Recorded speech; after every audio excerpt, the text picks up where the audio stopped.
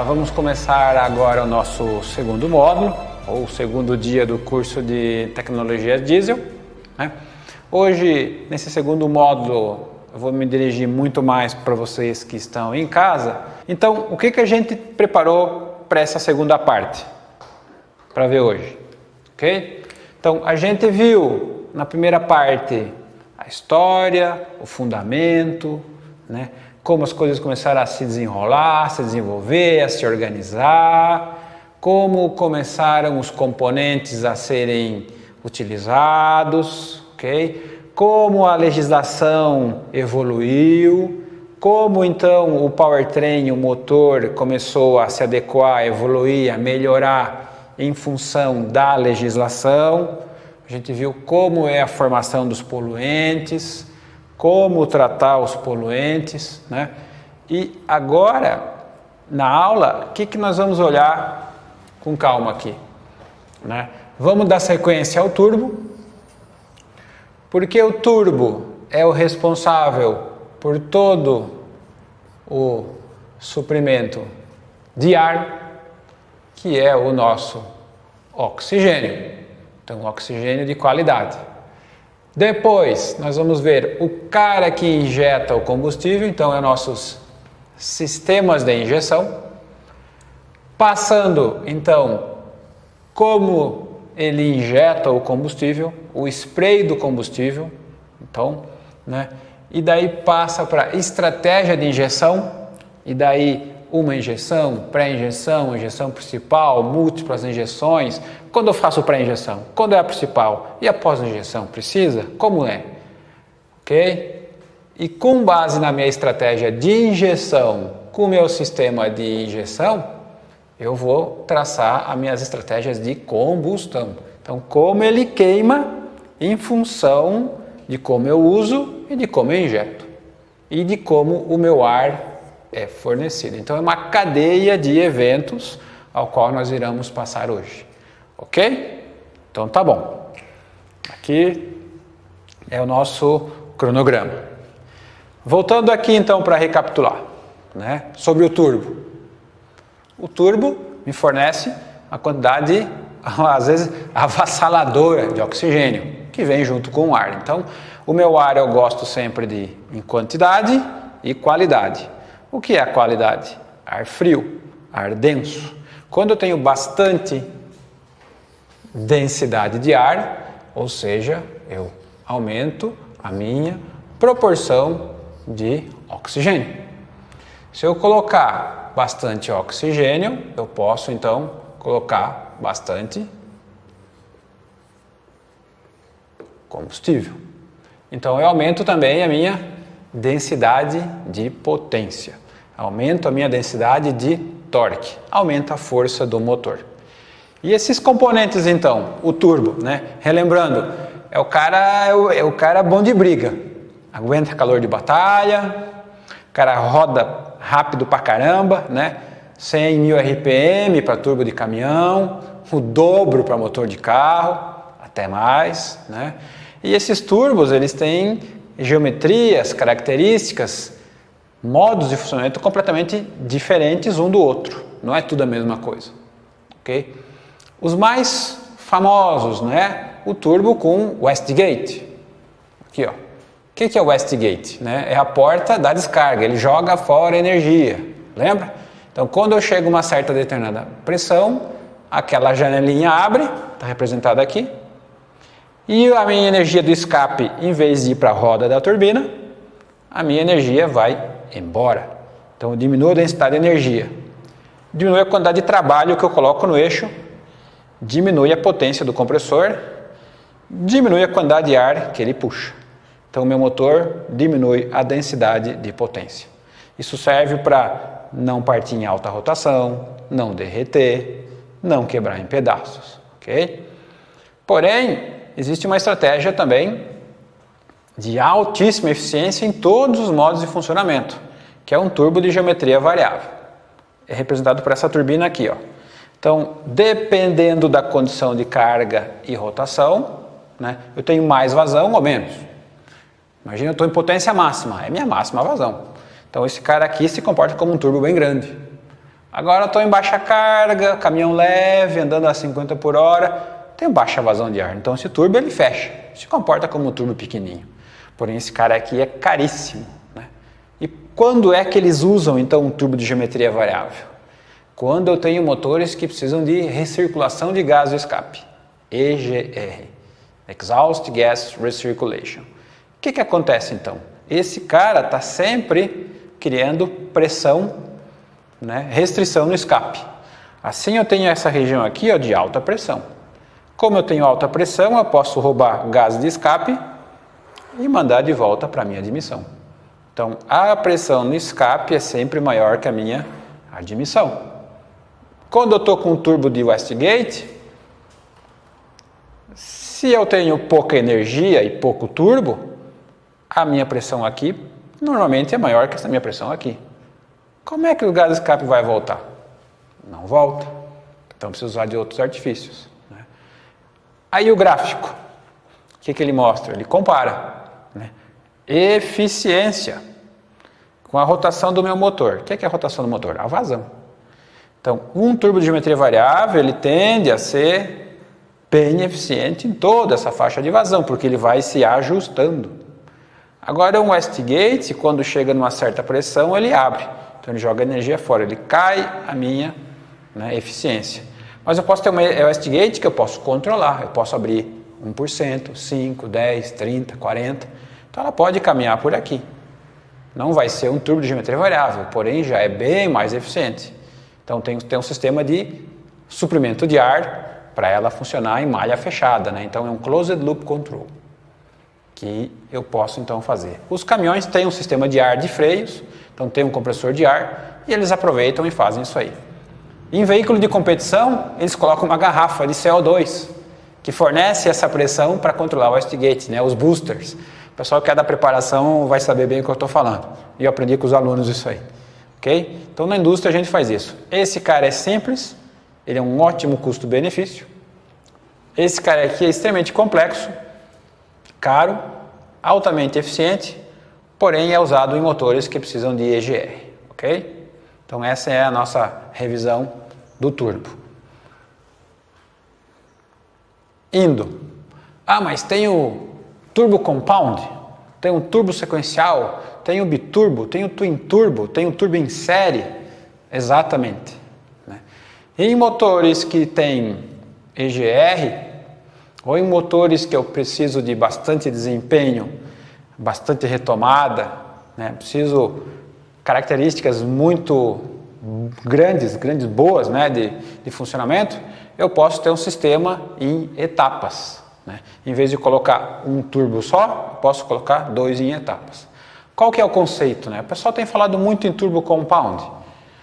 Na indústria a gente fala turbo compound um pouco diferente, mas isso aqui é o tipo um turbo em série, né? Eu tenho 2 sistemas aqui, ó, o sistema de baixa pressão e o sistema de alta pressão.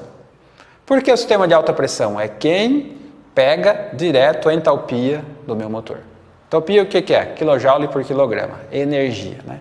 Então onde é que está o wastegate? Está na primeira. Então a turbina de alta pressão. Essa moça aqui normalmente é pequena, então ela tem uma inércia bem baixa. Pisei, ela já sopra forte, né? Já aumenta a contrapressão aqui e já posso começar a recircular gás de EGR, no caso do motor diesel. Então esse sistema aqui, né? Ele é pequenininho, pouco turbolag, gira rápido, né? Porém, como ele é pequeno, se ele girar demais ele estraga, ele quebra. Então o que eu tenho? Meu wastegate está aqui, ó, e joga para turbina de baixa pressão. Então, a baixa pressão recupera essa energia e toca o compressor. Então, da rua vem para esse compressor, né? Já faz um ΔP aqui, chega no segundo e aumenta ainda mais a pressão. E vem aí do meu sistema de intercooler. Eu posso ter um intercooler aqui também, né? Mas normalmente tem o primeiro, o segundo, vem para cá, porque o ar que vai para o motor. Então, isso aqui é um turbo em série. Certo? Muitos carros a ignição por centelha usam, né? Os 4 cilindros hoje vêm usando muito turbo em série, porque em vez de colocar um turbo grande de geometria variável, caríssimo, difícil, faz 2 turbos simples em série. Os turbos bem otimizados para ΔP1 e ΔP2, ok? Então esses caras aqui têm uma forte presença no mercado hoje, muito carro 4 cilindros está usando, 6 cilindros também, né? E os caminhões, muitos deles usam em motores médios, motores de 7, 8 litros, que funcionam com EGR. Então, eu tenho bastante air supply, bastante ar, eu queimo bem meu carbono, eu faço pouca fuligem, pouca fumaça, pouco material particulado. Em contrapartida, eu faço bastante NOx. Então, eu uso EGR para segurar o meu NOx. Okay? Então, um motor Euro 5 eu consigo fazer dessa estratégia aqui e não preciso nem de catalisador. Né? Existe um motor no mercado que funciona dessa maneira. Preciso de um sistema de injeção de combustível também bem sofisticado. Então, preciso também ser bem sofisticado na hora de cuidar e usar ele. Ok? Bom, outra parte aqui. Essa figura complexa, né? Tem um monte de coisa. Isso aqui está super poluído. Isso aqui é o matching do turbo, ou seja, qual turbo compressor eu vou usar para o meu powertrain, para o meu motor. É um motor de 5, 7, 8, 10, 12, 16 litros, é um 6 em linha, um 4 cilindros, é um V8, né? Então, eu peguei desse grande construtor aqui, uma figura bem poluída, mas que traz, né, que eu vou, baseado naquilo que o mercado usa, como eu posso antecipar as necessidades de um cliente em potencial. Então, o que o pessoal pega, né? Os requisitos do cliente, aqui, a melhoria contínua, porque o pessoal sempre melhora usinagem, material, tolerância, lubrificação, equilibragem, né? Sempre tem coisa sendo melhorada, próprio design das pás, das rodas, do impeller, né? Da turbina, né? E o meu aqui, né? O desenvolvimento proativo. Então, na indústria, olha só, veja as etapas, né? Eu tenho aqui quais tipos estão aplicando o turbocompressor. A gente vê que na área diesel, todos, né? Então eu tenho aqui caminhão, né, ônibus, equipamentos de construção, mineração, né? Tem também engine regulation, ou seja, a legislação ao qual estes veículos precisam atender. Com base qual o tipo do veículo, qual a legislação, aonde ele vai funcionar. Então aqui tem já um campo, ó, o campo do compressor. A gente vai ver ali no quadro. Então aonde o meu compressor vai funcionar com base naquele motor? Vai funcionar no ótimo quando eu tiver 80 por hora estabilizado?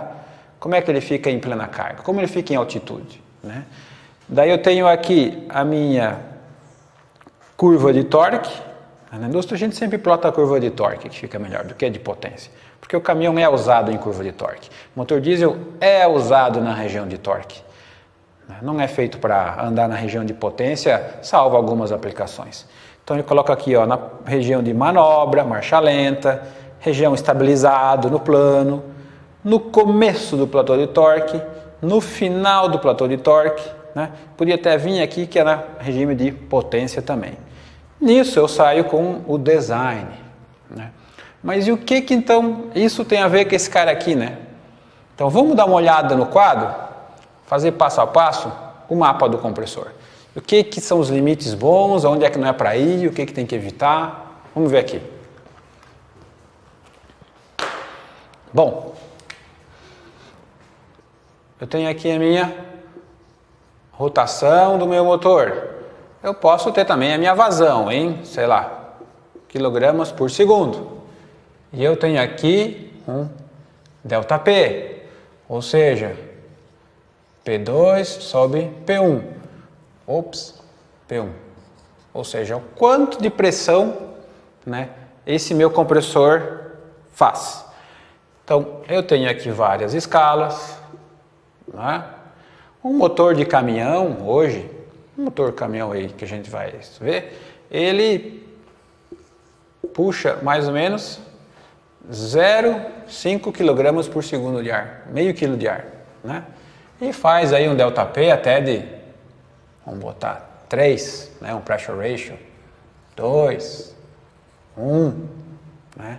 Então ele tem uma faixa de operação para funcionar e funcionar bem. Então tem ilhas de isoeficiência. Quando a gente está com, por exemplo, um carro turbo, né? Estou com pouco pé. Meu turbo está descarregado, nem enche o turbo. Aí eu pisei tudo, pé no porão, né? Dei 100%. Rotação 2, 3, 4, 5 mil, né? Ele vai lá na minha faixa de máxima rotação, né? Máxima pressão. Se eu mantiver o pé e não abrir o wastegate e não controlar, o turbo explode, que ele sai sobre rotação. Ou então se eu estou em carga bem baixa, rotação bem baixa e piso, às vezes faz, né? Existem golpes de ariete. O que a gente faz? O que a gente chama nesse processo, né? É o surge, né? Então eu tenho que evitar esses golpes de ariete, tenho que evitar sobre a velocidade, que é a rotação excessiva que quebra, né? Tenho que andar então no máximo de eficiência dele.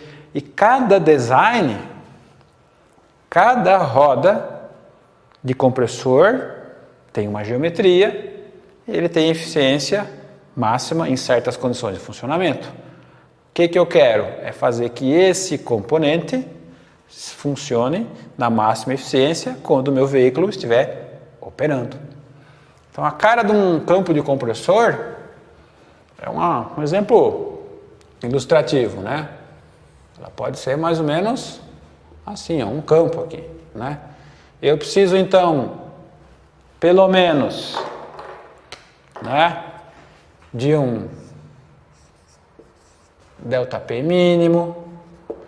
Eu preciso, pelo menos, de uma vazão mínima, né? E que outros fatores eu tenho além de pressão e rotação, né? Como a minha pressão evolui? Né? Como é que é? A minha pressão normalmente evolui dessa maneira aqui, ó.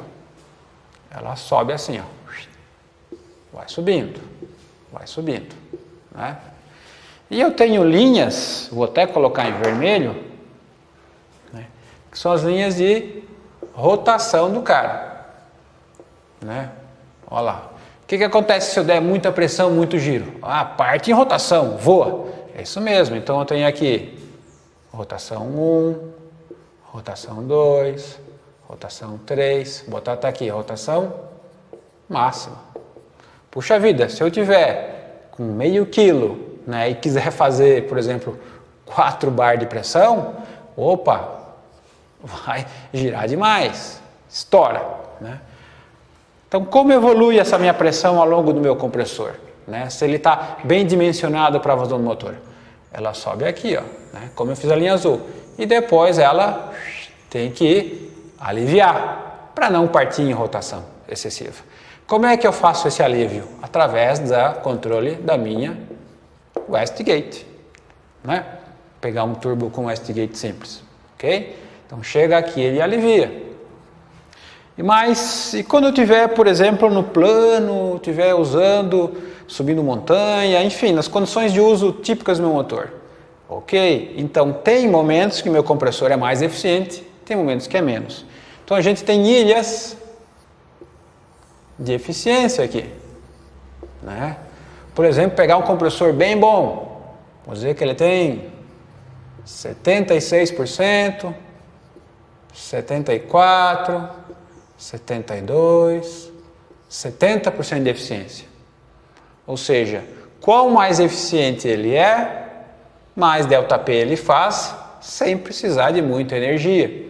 Ou seja, ele gera pressão sem demandar muita energia do meu motor, né?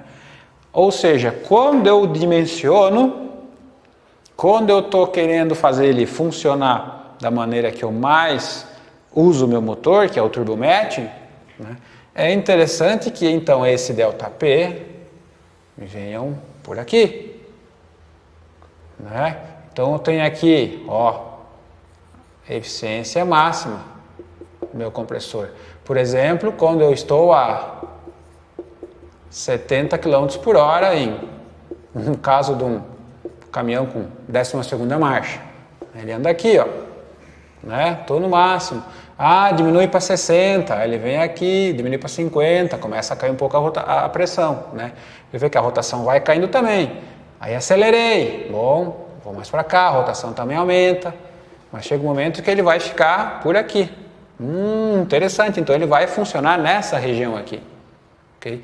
Putz, Mas daí eu vou começar a subir montanha. Por exemplo, eu tenho uma aplicação que vai para o Chile, uma aplicação que vai lá para o Atacama, que vai para o norte da Argentina, que vai para a Patagônia, lugares mais altos, né? Quando eu vou em lugares mais altos, a minha densidade do ar cai. Nisso, a rotação do meu turbo aumenta, né? A rotação aumenta, porque tem um meio menos denso, ele parte em rotação.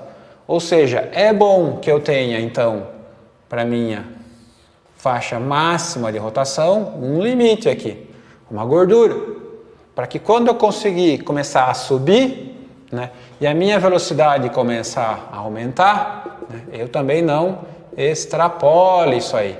É normal, então, quando caminhões, veículos diesel, veículos turbos sobem em altitude, o turbo roda mais, gira mais, então parte em overspeed.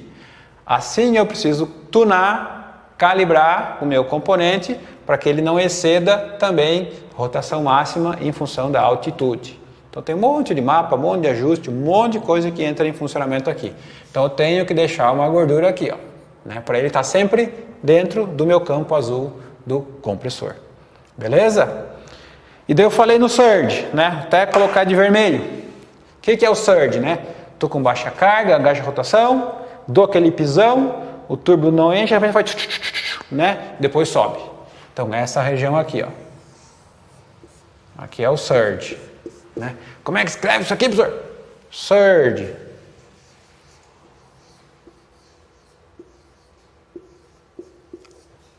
Linha de surge, tá aqui. Isso aqui quebra a roda de compressor, quebra mesmo, né? E se eu fizer muita rotação, muita vazão e tal, eu entro nessa região aqui, ó. Eu vou afogar, né? Eu vou afogar o fluxo aqui. Então a gente chama da linha de choke, afogamento. Quem tem carro antigo sabe que o choke é o afogador, né? Quem não puxava o afogador, né? E eu tenho a região para não ir aqui, que é de máxima rotação. Olha só, né? Então, para cada motor, o que é o meu motor? Vazão, ΔP, eu tenho o campo de compressor, que pode ser mais para cá, pode ser mais para lá, pode ser mais largo, né? Via de regra, quando o pessoal tem uma família de motores, por exemplo, um motor de X litros que vai de potência de 300, 400, 500, né? É bem mais vantajoso você ter um turbocompressor que envelope todas aquelas potências. Por exemplo, na potência A, eu trabalho aqui, na potência B aqui, na potência C aqui, na potência D lá, enfim, exemplos genéricos. Mas eu tenho um turbocompressor que dá certo em todos os motores. Então eu ganho muito mais em economia de escala, fica mais barato, né? Dá para negociar melhor. E também horas para calibrar, horas para tunar, horas para desenvolver também diminui bastante. Ok? Então, isso é mais ou menos sobre o compressor. Eu nem entrei na turbina, né? E agora, quando eu estou usando, né? Quando eu estou funcionando, um exemplo de turbo matching aqui, ó. Por exemplo, eu vou trabalhar no regime de potência máxima, peak power, né? Ó, otimizado para bastante torque e alto EGR, ou seja, é um motor que usa EGR provavelmente frio, né? Então ele anda nessa região aqui, ó. E daí eu vou fazer meu transiente, né? Vou lá, baixa carga, baixa rotação, piso, para não entrar em linha de surge, né? Olha só, quando eu tenho transiente forte, eu vou operar por aqui. Não estou vindo aqui, ó. Então, o meu componente, ok, está garantido que não vai ter surge. Aqui, cruise. Quando eu estou estabilizado no plano, né? Liguei o piloto automático, tranquilo. Ele anda aqui, ó. Né? Aqui, geralmente, está a ilha de máxima eficiência do meu motor, que é onde eu mais ando, ok? E o que é o range, né? É a quantidade de motores ou diferentes vazões e pressões que eu posso usar, que é o exemplo que eu dei, aqui, né? Potência A, potência B, potência C, potência D. Então, esse range de oferta estão todas envelopadas aqui. Então tem outro compressor aqui, tem outro. Então o pessoal tem vários designs de compressores que vão se adequar para a aplicação. Certo? E um resuminho, né? O que eu botei aqui, ó? Figura da montanha, essa foto que eu tirei no Atacama. Para quem já foi lá, esse aqui é o vulcão Licancabur, são 6.000 metros de altitude. E botei a figura de um aspirador.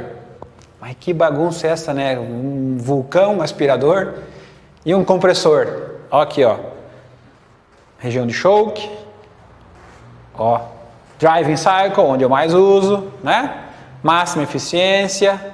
Ó. Linha de surge, tá aqui. Máxima pressão, para não exceder, porque excede a rotação, ok?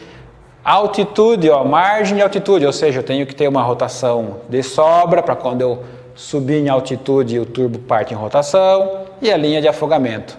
Então, quando eu parto em altitude, a rotação aumenta, é como um aspirador de pó que você tem em casa. Você está passando o aspirador de pó, de repente entra lá um pedaço de papel, uma estopa. O que faz a rotação do aspirador? Sobe, né? A rotação aumenta, ele não traciona nada porque está entupido, não tem densidade do fluido para ele puxar. E a energia que eu entrego é igual, é meus 220 volts ou 127 volts, né? Então ele esquenta. Ou seja, é como o meu aspirador funciona quando eu tampo a boca dele. Então quando eu começo a ir para altitude extrema, tenho que diminuir a quantidade de energia para ele não sair em rotação elevada. Né? Então você destrói a eficiência quando você começa a trabalhar por aqui, ó. Está longe da linha de máxima eficiência. Então esses são os pontos ao qual um compressor deve funcionar, ok? Né? Um exemplo aqui, né, em altitude, aqui, ó, essa é, por exemplo, uma subida da cordilheira, a base dela é 2.500 e o pessoal sobe até, nessa parte aqui, a 4.800. Aqui é 5.600. Então são aplicações muito extremas, né? Olha o zoom aqui, ó. Tá aqui a subida, né? Olha o tipo de subida, né? 4.800, né? Muito alto. Imagina o controle que tem que ter do turbocompressor, né? Essa é a vista do veículo subindo, então tem estrada que não acaba mais, normalmente são subidas que tem aí 30, 40 quilômetros de, né?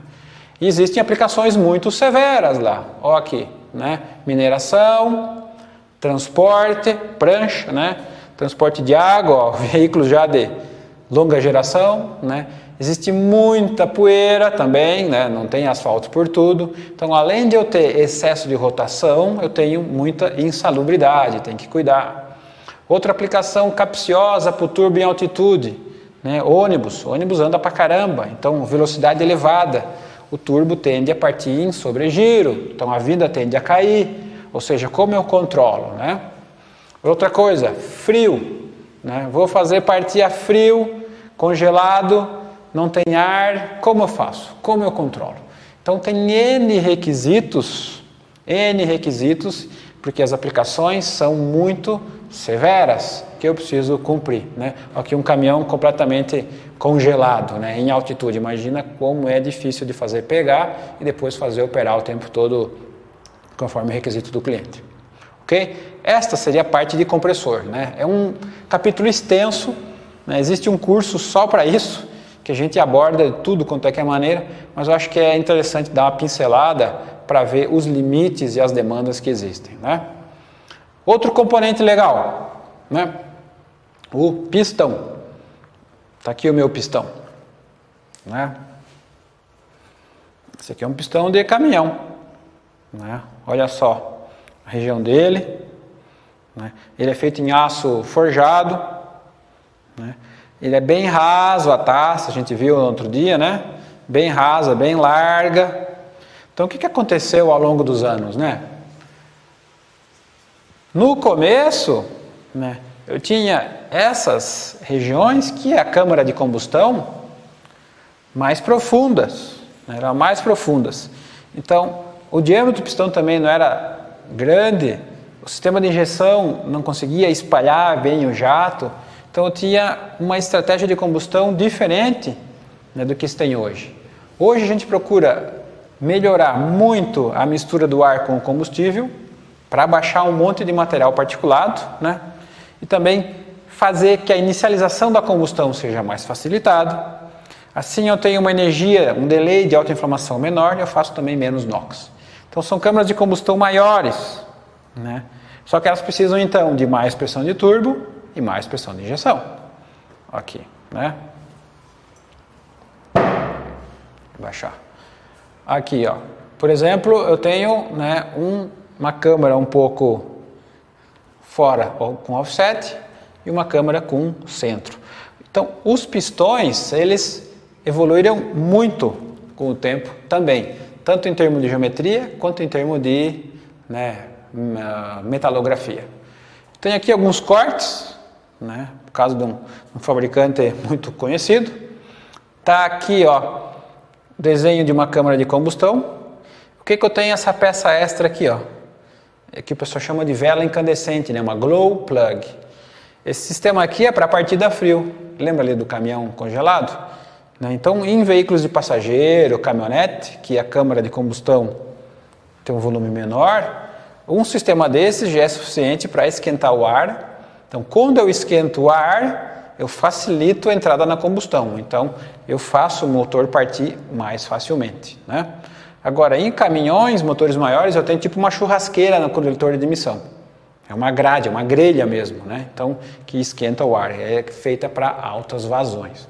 Okay? Então tem aqui o spray de combustível, né? Ó, o jato, ó, vem bem aqui na taça, ó.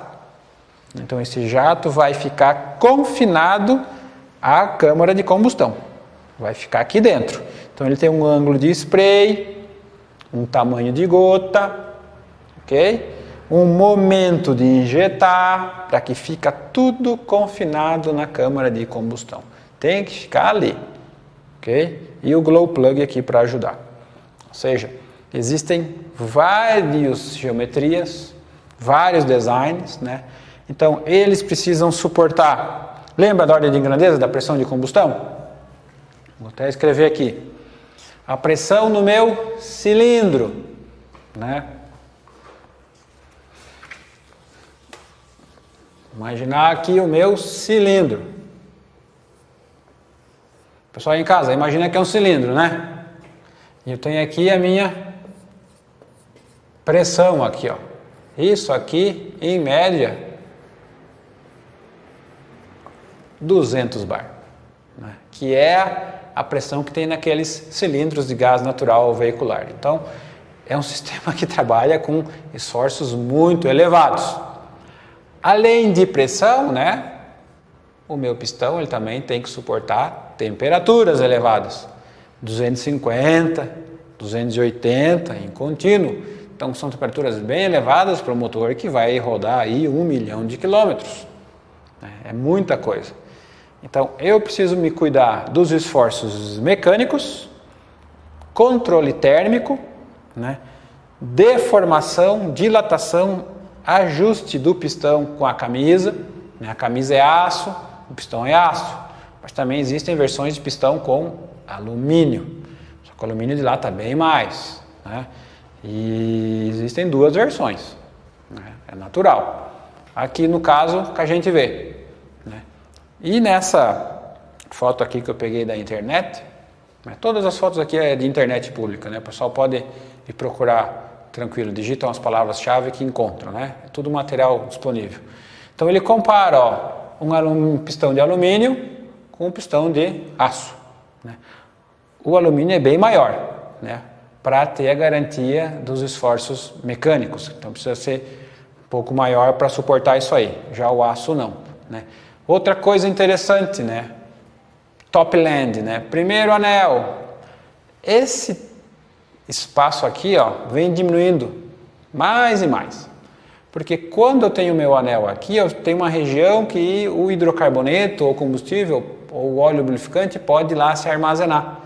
Então, quando eu tenho essa região muito grande, eu tenho um motor que faz muito HC, ou seja, combustível não queimado. Então, é de interesse da indústria, né, diminuir esse tamanho aqui, ó. Claro que não pode ser muito pequeno, senão ele quebra, ele não suporta. Então, o tipo de material, forja, usinagem, tratamento é muito importante para cuidar disso aqui. Outro ponto é a canaleta do pistão. Tem que ter um reforço ou não tem? Suporta já ou não? Então, o cuidado com as canaletas também é muito elevado, né? Para desgaste, para robustez, para aguentar 2,5 bar de turbo. Então, eles precisam também ser bem feitos, sem contar que tem um anel ali de aço, né? Também fazendo atrito. Então, tem que ter muito cuidado. Aqui ele coloca de um exemplo, ó. O pistão de alumínio, ele meio que tem o dobro do coeficiente de expansão. Então, as folgas, as tolerâncias aqui também são diferentes daqui, ok? Eu preciso fazer motor que tenha classes de pistão, classe de camisa, folga, contato, lubrificação. Então, tem uma série de componentes que eu preciso tomar cuidado. E o pistão é um cara chave, porque ele trabalha em sincronia com o meu sistema de spray de combustível, com o meu sistema de injeção do diesel. Aonde vai o spray? Qual é o ângulo do spray? Quantos jatos o meu bico injetor tem? Então, o pistão e o bico injetor, ou seja, a câmara de combustão e o sistema de injeção, é uma dupla assim que tem que estar totalmente afinada. Senão, a eficiência do meu motor, emissões, são comprometidas. Então, time, eu tenho aqui, né, um pistão de motor a ignição por centelha, a gasolina, e aqui um motor diesel, né? Então, bem distintos. É um carro pequeno, aqui é uma moto, né, e um caminhão. Então, ó, a câmara de combustão do pistão diesel está nele, e no carro a gasolina está na câmara de combustão do cabeçote. Seria isso que a gente tinha para mostrar do turbo e do pistão. Agora a gente vai ver mais ou menos como é o cérebro do motor, né? O software da injeção eletrônica. Quem são os atuadores, quem são os sensores, como ele pensa, estrutura torque, né? Vamos então partir agora para o funcionamento dele e vamos junto, vamos nessa. Até já!